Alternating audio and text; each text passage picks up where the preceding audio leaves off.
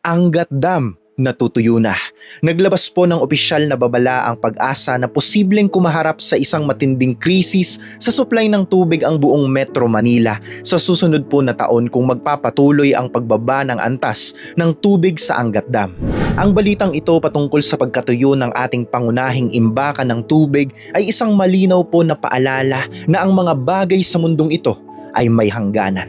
Ngunit ang Diyos ang ating tunay na pinagmumulan ng buhay at tulong sa gitna ng anumang kakulangan. Pinaalalahanan tayo, when the poor and needy seek water and there is none, and their tongue is parched with thirst, I, the Lord, will answer them. I, the God of Israel, will not forsake them. Napakaganda pong maunawaan na sa banal na kasulatan, ang tubig po ay hindi lamang para sa ating pisikal na katawan. Ito rin ay simbolo ng biyaya, buhay at proteksyon ng Panginoon sa kanyang mga tao.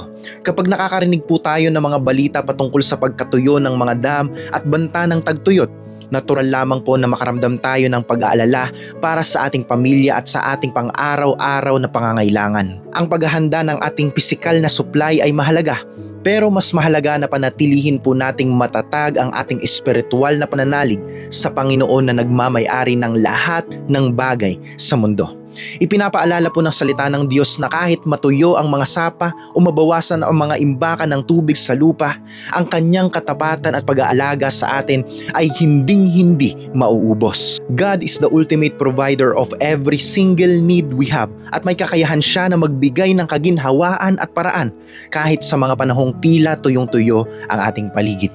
Ang ganitong mga kaganapan, mga kapatid, ay nagtuturo rin sa atin ng pagiging mabuting tagapamahala ng mga biyayang ibinibigay ng Panginoon. Sa ating simpleng pamumuhay, dapat po nating matutunan ang pagpapahalaga at matalinong paggamit sa bawat patak ng tubig at sa lahat ng ating mga pinagkukunang yaman araw-araw.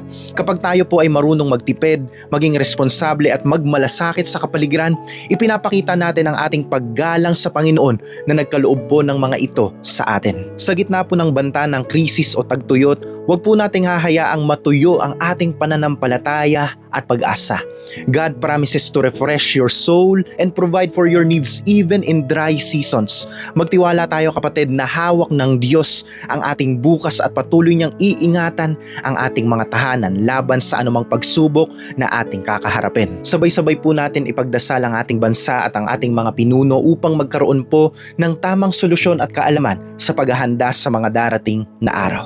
Mga kapatid, live with faith and wisdom, sapagkat ang taong nagtitiwala sa buhay na tubig ng Panginoon ay hinding-hindi mauuhaw sa gitna ng anumang krisis sa mundong ito.